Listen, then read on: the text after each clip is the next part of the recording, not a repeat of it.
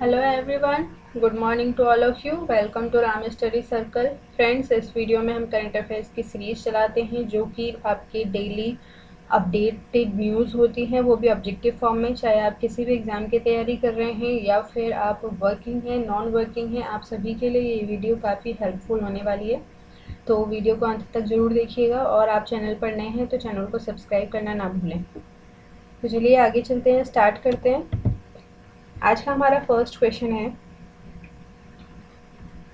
Name the first production unit of heavy weight torpedo flagged off by DRDO recently for Indian navy.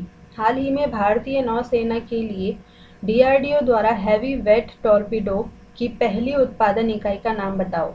तो option देख लेते हैं, अरिधमन, वागेश्वर, वरुणास्त्र, सिंधु रक्षक। तो इसका करेक्ट ऑप्शन हो जाएगा वरुणास्त्र, मतलब ऑप्शन नंबर सी। यानी कि जो हैवी वेट टॉर्पीडो लॉन्च किया गया है तो उसका नाम है वरुणास्त्र, और ये इस टाइप का फर्स्ट प्रोडक्शन है, यानी कि फर्स्ट टॉर्पीडो है जो कि लॉन्च किया गया है। ठीक है, और किसके द्वारा किया गया है, तो डीआरडीओ के जो चेयरमैन हैं जी सतीश रेड्डी, उनके द्वारा ये टॉर्पीडो जो है वो लॉन्च किया गया है। और ये डीआरडीओ की फुल फॉर्म क्या होती है, तो defence research and development organisation. Defence research and development organisation. अब ये वर्णास्त्र के बारे में जान लेते हैं। इसका जो डिज़ाइन डेवलप किया गया है वो naval science and technological laboratory के द्वारा डिज़ाइन किया गया, यानी कि NSTL, naval science technological laboratory. और जो इसका मैन्युफैक्चर किया जाएगा, यानी कि इसको जो बनाया जाएगा तो वो भारत डायनेमिक लिमिटेड विशाखापट्टनम के द्वारा बनाया जाएगा, यानी कि BDL, Bharat dynamic limited Visakhapatnam में है ये। तो इसके द्वारा ही इसका मैन्युफैक्चर किया जाएगा। ठीक है, और इसके मतलब सफलतापूर्वक मैन्युफैक्चरिंग के बाद इसको एक्सपोर्ट भी किया जाएगा अदर कंट्रीज़ में। ठीक है, आगे चलते हैं। National milk day is celebrated on annual basis in India on which day. राष्ट्रीय दुग्ध दिवस भारत में वार्षिक आधार पर किस दिन मनाया जाता है। तो इसका करेक्ट आंसर हो जाएगा ऑप्शन नंबर ए, यानी कि 26 नवंबर को नेशनल मिल्क डे मनाया जाता है। अब नेशनल मिल्क डे क्यों मनाया जाता है, तो मिल्क की हमारी लाइफ में क्या इम्पोर्टेंस है उसके बारे में जागरूकता फैलाने के लिए नेशनल मिल्क डे जो है सेलिब्रेट किया जाता है। ये कब से सेलिब्रेट किया जाता है, तो 2014 से, यानी कि 2014 से स्टार्ट किया गया है ये डे का सेलिब्रेशन। और ये मतलब कि किसके द्वारा, किसकी याद में मनाया जाता है, तो हमारे father of India's white revolution, यानी कि श्वेत क्रांति के फादर जाने जाते हैं डॉक्टर वर्गीस कुरियन। डॉक्टर वर्गीस कुरियन, तो इनके याद में ये दिवस जो है वो मनाया जाता है। सॉरी, और इन्हें एक निकनेम से जाना जाता है, यानी कि milk man of India.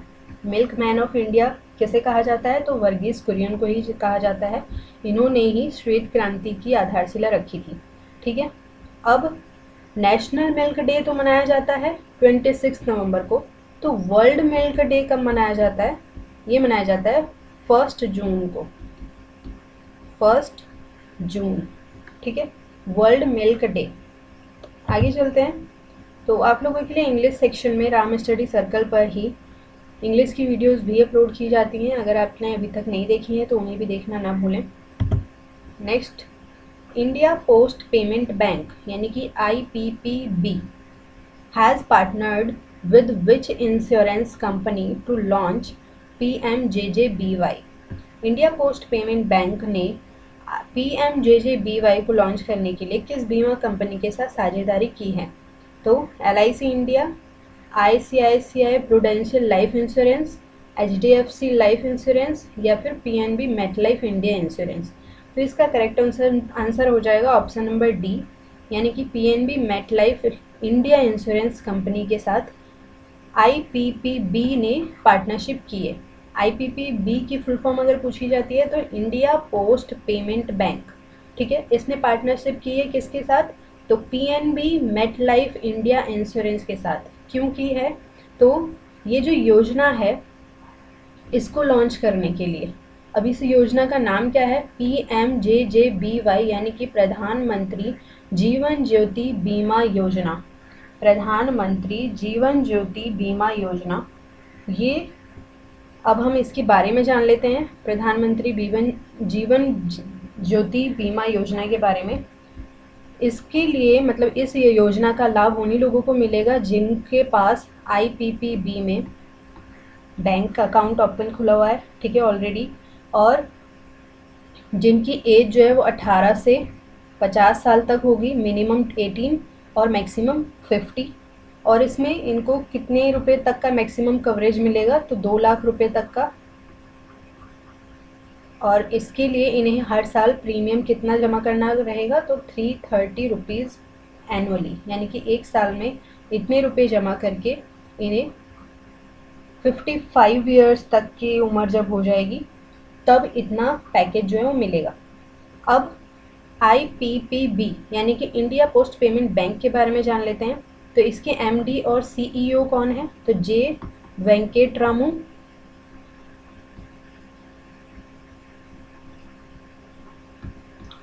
J Venkataramu. और यहाँ इसका हेडक्वार्टर कहाँ पर है? तो न्यू दिल्ली में।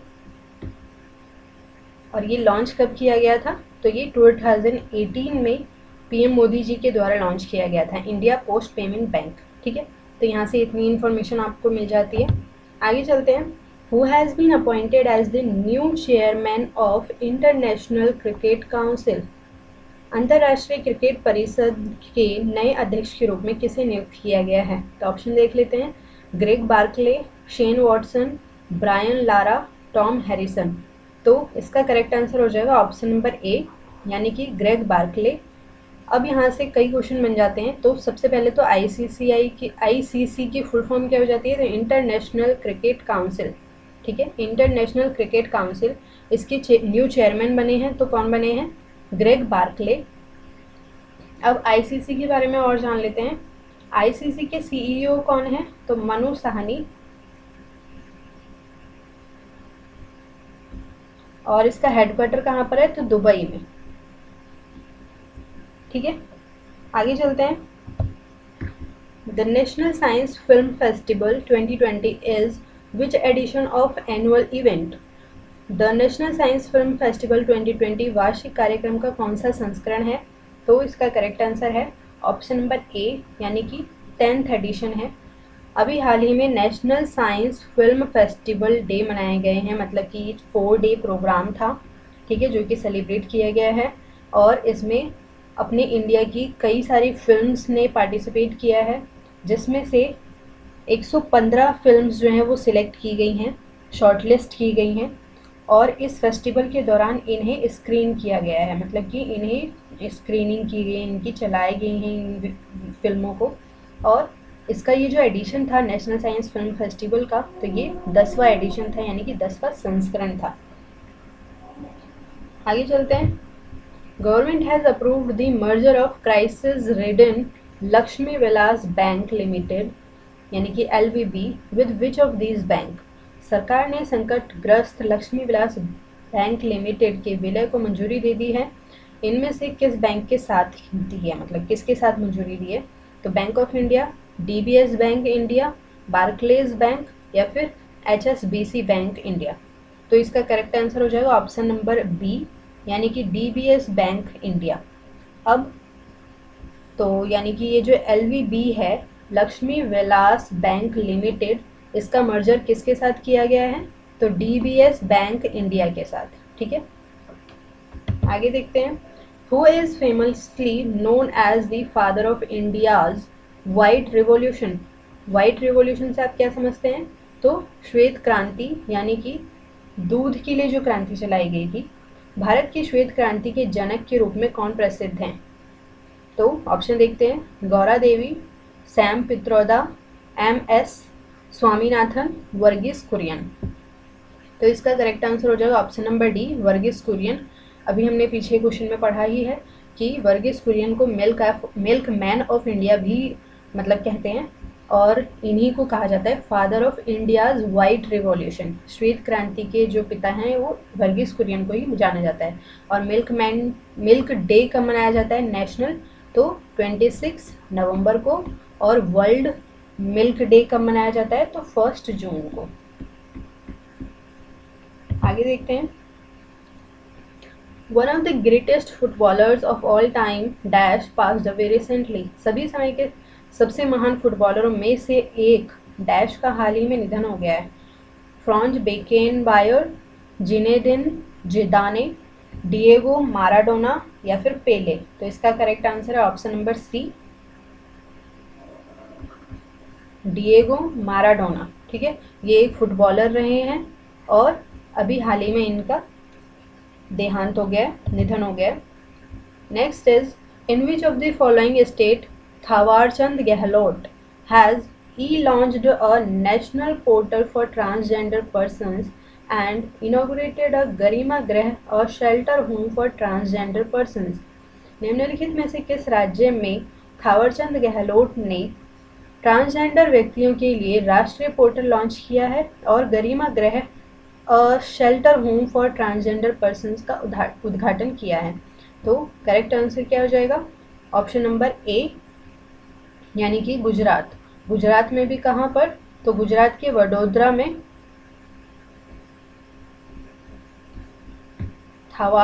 थावरचंद गहलोत जी जो हैं, इन्होंने क्या किया है? तो ये पोर्टल लॉन्च किया है और ये स्कीम लॉन्च की है, मतलब कि ये शेल्टर होम लॉन्च किए हैं, इनॉग्रेट किए हैं।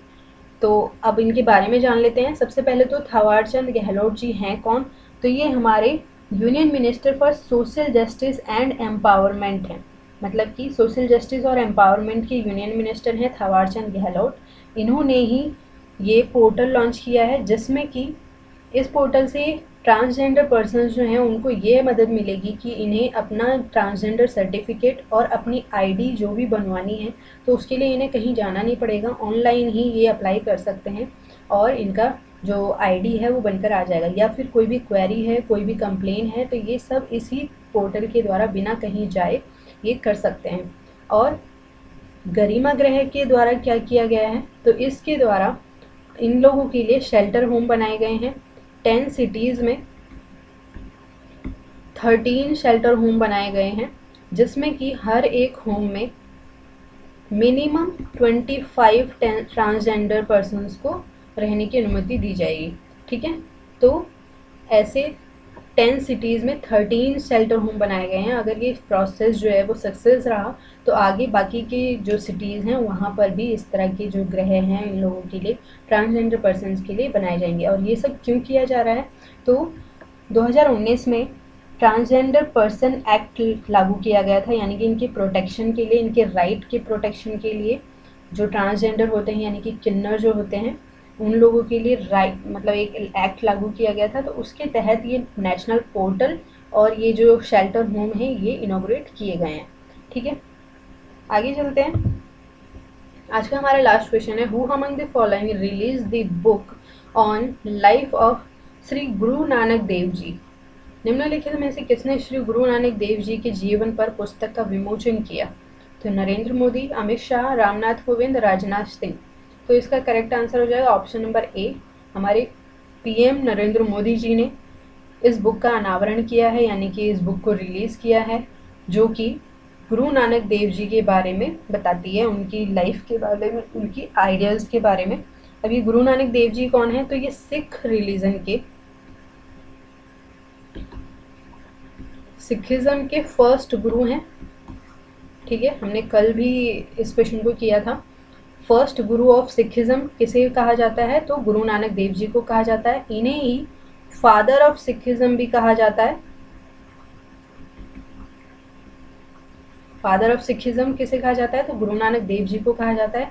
और हाल ही में 9th नंबर के गुरु जी का दिवस भी मनाया गया था। तो वो कौन थे? तो गुरु तेग बहादुर जी। ठीक है, तो टोटल गुरु जो हैं वो कितने हैं सिखिज़म में?